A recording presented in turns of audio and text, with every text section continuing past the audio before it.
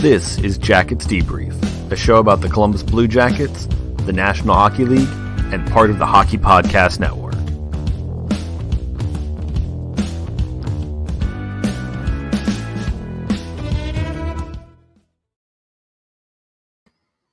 Hey everyone, welcome to the Big Midweek Show.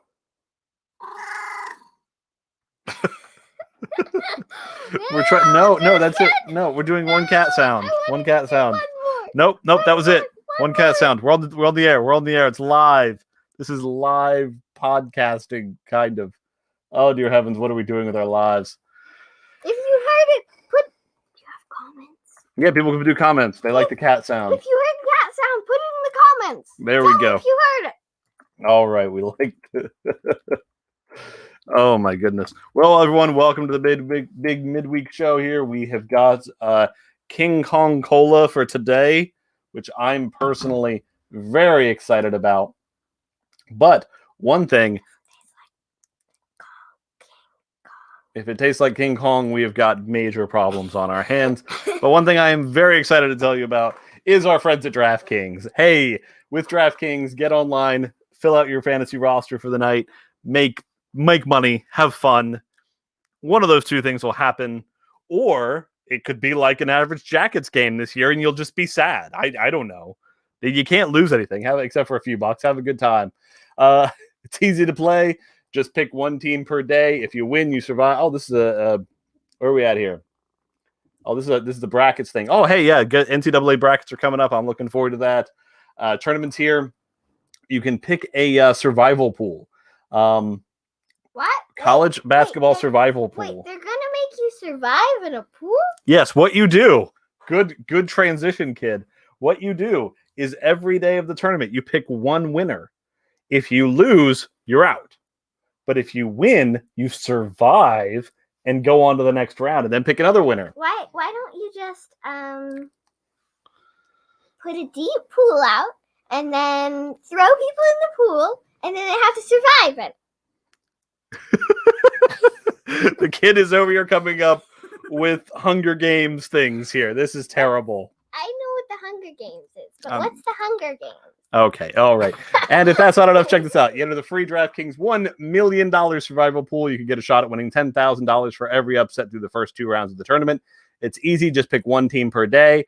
If they win, you survive and advance to the next round. Last person standing is the winner. Remember, you can only pick a team once for the entire tournament, so choose wisely. DraftKings is a safe and secure app, so you can deposit and withdraw your funds at your convenience. You have a shiny forehead. This kid. Kids help your self-confidence, folks. I'll tell you that. Get in on all this week's action now. Download the DraftKings app now. Enter code THPN doing sign up and enter the free $1 million survival pool. Again, that is code THPN to enter the DraftKings free $1 million survival pool. Eligibility restrictions and terms and conditions apply.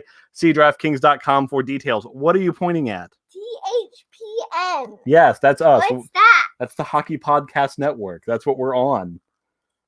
That's what you've been on all these weeks, kid. What does the H stand for? Hockey. Oh, The right. Hockey Podcast Network. The Hockey Podcast Network. We're learning, people. It's Sesame Street over here.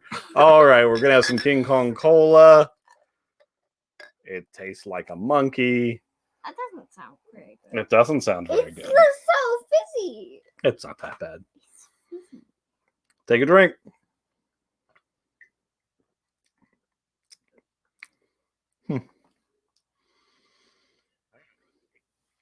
It's fine. Reminds me of like if you had like a glass and filled it like 2/3 full of Coke and then 1/3 of like Dr. Pepper. Like it's got a hint of Dr. Pepper flavor. It tastes like tea with about this much Coke in it. That is a strange comparison to make, my child. Would you drink it? Would you give it to people to drink? Would you buy it for the whole world there, kid? No. No. Okay, fair enough. All right. Move along, little monster. We had enough fun this week. I'm going to go watch videos of people playing The Sims 3 Warrior Cats. Okay. You go on, kid. My kid has some weird things she likes. But then again, she's a kid. That's what kids do. And I love cats and Oreos. Yeah, but get out. berries. Get out, kid. Oh, I've made a monster. Anyway, folks, welcome to the show. We are having a weird time this week. It's been a weird week for me. I'm going to talk more about it later. Not talking about it now because I'm going to wait for things. But anyway, it's been a crazy week for the National Hockey League. We're going to get into that. It's been another abysmal week for the Columbus Blue Jackets so far. We're going to get into that because everlasting sadness is coming for us, folks. All right, as of today, the Columbus Blue Jackets, according to the minds at Money Puck, are at a 4.5% chance to make the playoffs. 4.5. This is not great, folks. We are back to fourth lowest odds. I'm going to tell you what my secret is right now. I've accepted this. This is where the Blue Jackets season is. We're not going anywhere. I'm just saying that now. And the moment I say that, there's at least 10 Blue Jackets fans out there who are getting ready to hammer on the keyboards with, "You're not a real fan. You're not sticking with the team through the tough times." I'm sticking. I'm going to watch games, but I'm going to have expectations here, folks. That's not how this works. That is not how this goes. Like, you can go to McDonald's and say, "I want a Big Mac." And you can be like, "Yeah, it's a Big Mac." But if you're going to McDonald's and expecting, a steak, a good one, you ain't getting it. At this point, somebody expecting the Blue Jackets to go to the playoffs, I feel like that's what you're expecting. It's like you're expecting, I'm going to go to McDonald's, I'm going to get a steak. And then when they serve you a Big Mac, you're like, "Oh, maybe they'll get a steak next time." No, that's not going to happen, folks. Not this year. This year, it's all falling apart on us. If I am wrong and they make a big comeback, I would be the happiest guy in the world. I will love it. I love the Blue Jackets. I spend an inordinate amount of time watching and following and listening to podcasts and reading articles. It is unhealthy, but that's where I am. That's just where it is, and I'm not happy about it. I'm not happy about the fact that I'm looking at this season now as a loss, and that every continuous game feels like more of a loss, but that's just where we are. That is just where we are. So, looking at the standings, and again, folks, points percentage. Do not look at points. Look at points percentage. Blue Jackets are 463. We are next. We are in 6 out of 8 places. We have to go up 2 spots. At this point, we need 6 points to catch Chicago. Technically, those 6 points would get us past Dallas, but Dallas is only 4 points behind us, but has 6 games in hand. If they get half the points, they're 2 points up on us. So if they keep their 500, they're better than us. This team is a negative 18 goal differential. Negative 18. Let's put that into some perspective here. Now, I understand this counts shootout, so it's a little skewed, but that's 22nd in the league in goal differential. This team isn't good.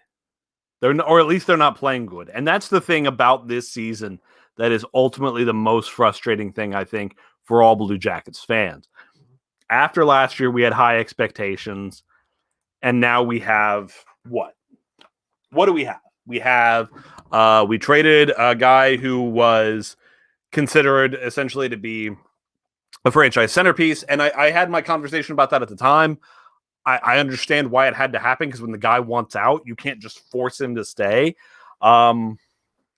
Especially after the game that he just kind of threw in the towel on you. I mean, after that, what can you do? You're just kind of stuck, and it's awful. You're just stuck, and you hate it. You trade Josh Anderson for Max Domi. Right now, that deal doesn't look like it's working out well. You get Patrick Laine, who, started off looking good. Now who knows what we're getting out of him. We're just in a whole lot of bad places right now. It's not what you want as a hockey team. It's not good. let me show you some things I was looking at. So this season, the Columbus Blue Jackets. I'm just going to share screens for those doing the video version of this. If you're not doing the video version, that's fine. I'm going to talk through it all anyway. The Columbus Blue Jackets. See if I can zoom up on this a bit for those watching on video. The Columbus Blue Jackets this season, if you look at minimum 50 minutes time on ice, have two players who are above expected goals for 50%. Meaning, and again, I'm just going to do a quick reminder, something like if you have a close shot at a wide open net, the expected goals number is almost 1. Meaning you're almost it's almost guaranteed you're going to have a goal. If you have a shot that's 50-50, that counts as 0.5 goals, expected goals for. If you have a shot 25% of the time it goes in, which is, again, really high, it's a 0.25. If you have a shot that's a 1% chance of going in, it's 0.01 expected goals for. That's as complicated as it gets. And how they determine that's based on like where the shot's at and all that kind of stuff. There's a mathematical stuff. And there's different things people use to determine this. Different models that they talk about analytically, but that's the long and short of it. So if you were to count the chances we have, and the reason I like expected goals for is if a team's just out there at the blue line and their defensemen are just hammering it and throwing it in, odds aren't high it's going in. So this kind of gives higher weighting when you're counting for stuff towards people taking good shots, which last year is the kind of team the Blue Jackets were. They were a team that took good shots. But this year, again, two players, Emil Bemstrom and Vladislav Gavrikov. Bemstrom, a player who seems to have a hard time staying on the ice for some reason with this coach. Gavrikov, who's done okay. But yeah, Bemstrom, 52.85%. Gavrikov, 50.84%. Here's the problem. When you compare it to last season, the amount of players the Columbus Blue Jackets had in the 1920 season, last season, who had at least 50 minutes time on ice and whose expected goals for percentage was above 50%. 19 players. Bjorkstrand, Anderson. You know what? I'm just going to read players who are still here. Bjorkstrand, Kukin, Robinson, Foligno, Murray. Oh, no, not Murray either. Gavrikov, Texier, Savard, Peak, Nash, Milano, and I don't know, I'm having to skip a couple here. Werenski, Cam Atkinson, Kevin Stenlund, Seth Jones, Boone Jenner. You don't get into under expected goals for 50% until Gustav Nyquist at 49.59%. And it's a short number after that. 21 to 29 is where you have players under 50. 1 to 20 is when you have players above 50. That's the difference. These guys just aren't playing well. They're not creating chances. They're not creating more chances than they're giving up. Now, here is what I ask you to here's where Blue Jackets fans have to make a decision in your head. Is the problem? You know what? Let's do one more. Let's do a couple more examples here. We're going to talk about Patrik Laine. Patrik Laine is a player who, in his NHL career,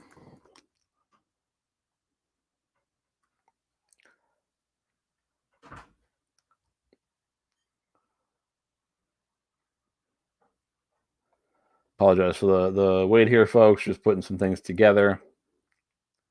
Okay. We're going to switch to a little bit of a different number here. It's called expected goals above replacement. Essentially, what they do is to look at that. Again, it's very much like expected goals. Replacement level is determined by what, like, a fourth liner coming up from the AHL is going to provide you. Patrik Laine, in his career, his rookie season, his expected goals above replacement in the season, 18. In his second season, 17.7. His third season, 0.4. Last season, 3. So the last two seasons have definitely been down. This season, negative 0.3. So we're into the negative now with him. Max Domi. His expected goals above replacement, Rookie season, 9.8. Second season with the Coyotes, negative 2.5. Third season with the Coyotes, negative 6.5. Third season with the Canadiens, 11.8. Last season with the Canadiens, 2.1. This year, negative 1.4. So we have players who in the previous years have had positive expected goals above replacement. We have a team of players who normally are expected goals above replacement higher. But now it's just not happening. Now it is just not happening. So what are we to make of this? What's going on? Did all these players stop being good? Did they stop having skill and ability and minds? And see, here's the thing. I know that I've started talking about how it's time to move on from John Tortorella. And the reality is, John Tortorella coached this team last year too. So that's part of what's just not making sense. But the question you come down to is, when you're the Blue Jackets, you look at your roster. Is your roster one where you look at it and say, you know what, the problem here is the roster. We need to just, there's too many guys aren't competing hard enough and guys aren't working hard enough for it. And this, that, and the other, and blah, blah, blah, blah, blah. Or is it that we're having a deficiency in coaching? Is it that John Tortorella is not adapting to the fact that he's got these younger guys, these different guys he has to deal with and has to try and bring up? Is it that his style's not matching what they do?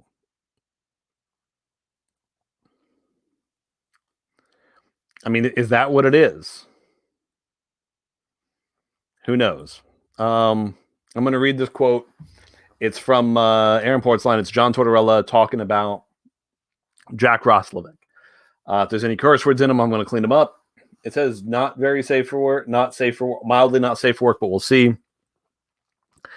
He's very inexperienced with the position, very inexperienced. I don't know if he's a center. I think that's been an inconsistency right on through with us. Listen, we have force-fed Jack into basically a number one center role, and he really hasn't played the position a whole lot. He's still a very young man in the game. Through our need, we have forced him into that situation. I think we have to be patient there. But I'll tell you right now, I'm not going to be patient as far as competitiveness, because that's something young, old, middle-aged, retired, you can control competing. That's what puts Jack in a jam with me right now. The other stuff is going to take some time with him, and the organization is going to have to figure out. Is he a center? Is he a wing? What is he? Through our situation with our lineup, he's forced into a ton of minutes in the middle of the ice. He's thrived in certain areas of the game, but as far as distributing, that's something he's going to have to learn through experience. It's not to be unexpected. I'm not upset about that, but you better compete. All right. So this, at its core, I think, is telling us where there's a philosophical difference in this organization right now that is causing some problems. Jack Roslovic, when he was traded for, most people said he's probably a middle six center, if that. We know that Jarmo Kekalainen thinks that Jack Roslovic is more than that. We know that he thinks Jack Roslovic might be a top six center, first or second line center in this league. John Tortorella's had him for a couple of months, and he's saying he doesn't know if he's a center or a winger. I don't think that Roslovic, because here's the thing, when the Pierre-Luc Dubois trade happened, Kekalainen said it wasn't going to be a one-for-one deal. We wanted both Laine and we wanted Roslovic. Why did the organization want the player so bad that 20 games or so into his time with the team, John Tortorella is saying, we don't know what he is? There's a disconnect there. There's just a disconnect. And I think, as much as anything, I think that's why it's time to change that positioning. Because, again, the example I've been thinking about, and I've mentioned on the show many times now, one of my favorite movies, Moneyball. There's a great scene where, and I'll clean up the language a little bit, where Billy Beane is talking with Art Howe. Billy Beane is the general manager of the Oakland A's. Art Howe is the manager, meaning he's the one who actually makes decisions about who plays and all that. And Art Howe says something about how hard it is to manage the team without a contract. Starts talking about what their jobs are. And at one point he says, Billy, my job is to take this team you've built for me and try and get the most we can out of them. And Billy says, I didn't build this team for you, Art. And Art says, no crap. Because he hadn't built the team for Art. He built the team the way he thought would win. And I think what's happening right now is you have a general manager who's building a team thinking one thing, and you have a coach who's running a team thinking something else. And I think that's the essential problem in Columbus. And I think things like this quote about Jack Roslovic are the perfect example of where that is, of why that's the case. I think that is a perfect summation of what's going on with this team.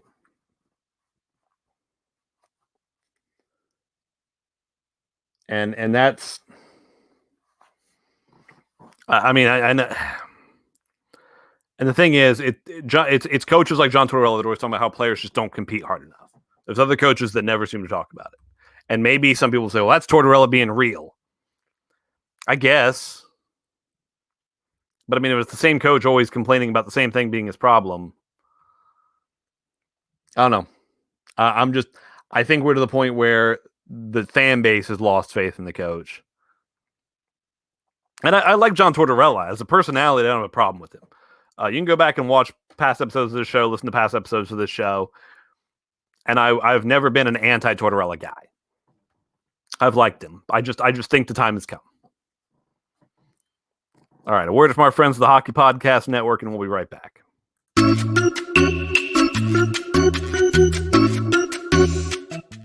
He's my brother Mike. He's my brother Matt. And we are the Brothers of Discussion, hosting Red Wings Rant, where tirades and impassioned pleas about your Detroit Red Wings finally have a home. In a season mired in tragedy and despair, we are here to be your audible Earl Grey, to bring joy, placidity, and perspective to one of the roughest eras in Red Wing history. We honor the past, find the positives in the present. I swear they're there. And paint the picture of what's to come in the Winged Wheels future. Paul Woods here on the radio broadcast of your Detroit Red Wings, and I'm going to play games like Who's That Pokemon? Where Matt has to try and guess quotes pulled right out of context. For Jeff Blashill, and we got to figure out who that Red Wing is. Every episode, we put ourselves in the legendary shoes of Steve Yzerman and play Be the GM, finding ways to ice a competitive team while accumulating assets for the franchise's future. We also shoot the breeze. Some of the great local and national voices in Red Wings hockey, including Ken Kell and Keith Gave, and Greg Wyshynski and Ryan Lambert. Check us out every Monday and Thursday on Apple Podcasts, Spotify, and everywhere else you listen to podcasts. And check us out live every Wednesday and Sunday for Red Wings reactions and live conversations with you on our YouTube channel, The Brothers of Discussion.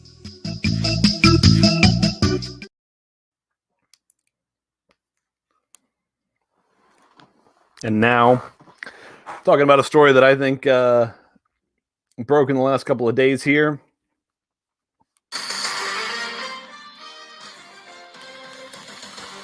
Yes, that is right, ladies and gentlemen. The NHL is back on ESPN. Starting next season, the NHL going to have 25 regular season games on ESPN or ABC, early round playoff series, and one conference final each year, 4 Stanley Cup final series on ABC, and more than 1,000 per streaming on ESPN Plus. And that's 4 Stanley Cup finals over the next 7 years, starting next season. We've been talking about the NHL's next TV deal for a while now on this show. This is a big deal for the National Hockey League. Let me be clear on what we're saying here. So something I talked about was the reason I think ESPN was crucial to grow hockey at this point is I think it needs that part because ESPN is good at setting the conversation. Again, even if you don't watch ESPN, guess what happens? Stephen A. Smith says something goofy on First Take, or Dan Orlovsky breaks down a play. It trends on Twitter on those sports. That's what's going to be happening here. At least that's what I hope is happening here. ESPN is going to be pushing the NHL. Now, for those of you saying, hold on, ESPN had the NHL before and they treated it like the stepchild. They treated it like someone who was not cared about. I apologize to any stepchildren. That was an unintended slight. But here's the big trick. NHL.TV, which I am sad to see go because I love NHL.TV because its functionality is, I think, spectacular. All of those out-of-market streaming packages are moving to ESPN Plus. So if you have ESPN Plus, if you have the fun little bundle like I do of Disney and Hulu and ESPN Plus, you have NHL.TV now. You have all the NHL games, all the out-of-market games anyway. That's huge because you don't, I mean, the NHL and ESPN is going to be talking about this. They want this to be a big deal because they want it to drive ESPN Plus subscriptions. That's what they're seeing. They're seeing something that can push ESPN Plus subscriptions. There's going to be growth of the game through this. Now, here's the deal. This is what's big. So as of right now, the NHL has two concurrent deals going on. They have a deal with Sportsnet that was a 10-year, $2 billion deal.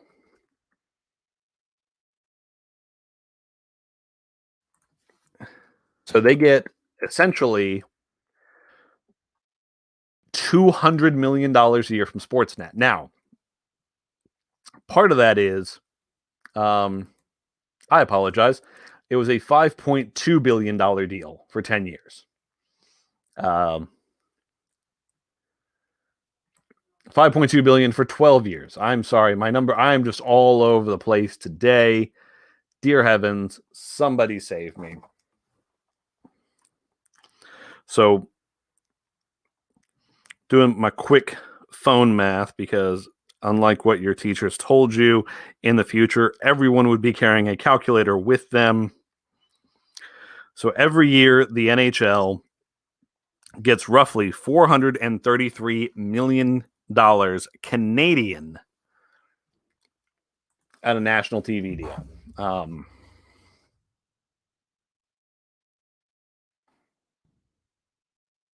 I'm going to pop these numbers in. I want to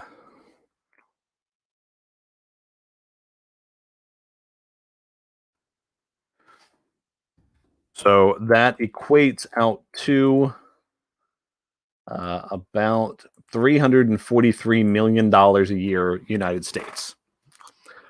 So if you combine that with the fact that 343,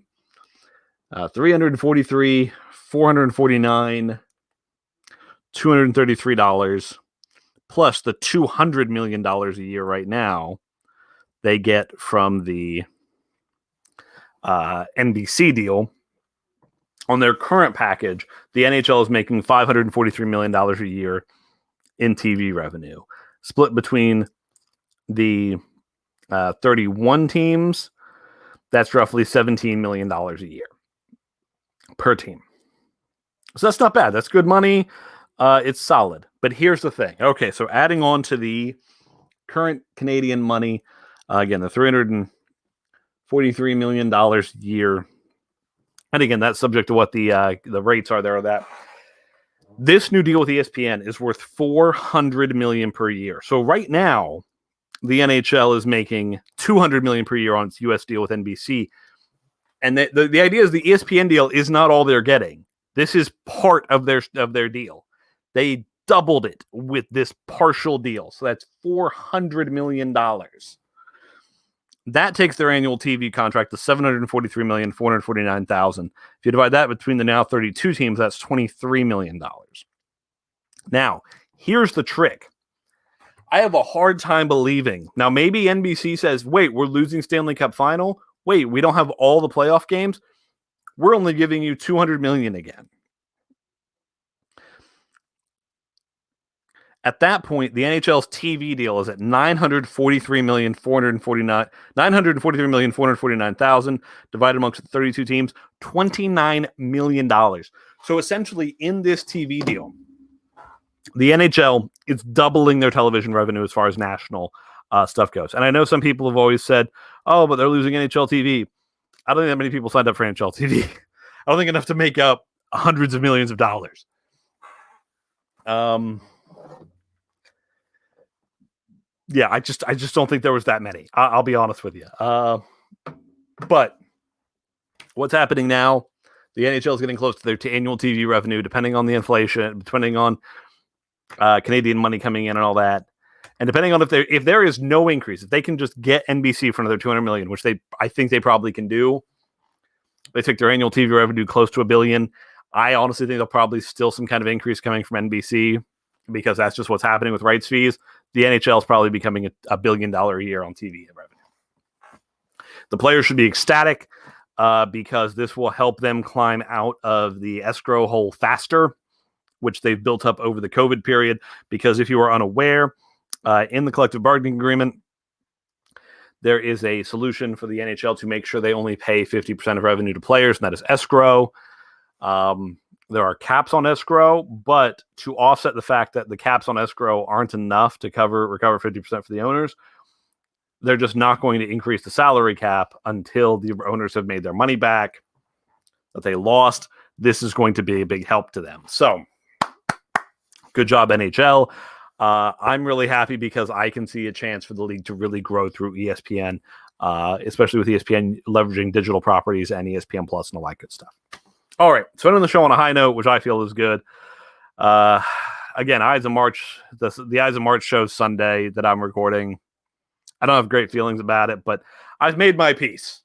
I have made my peace. Thank you very much, folks. Watch the games, have fun, subscribe to the show, like, comment, whatever you do with that kind of stuff. Thank you very much for watching, listening, all that good stuff, and go Jackets. Please subscribe to the show, follow us on Twitter @JacketsDebrief, and thank you for listening.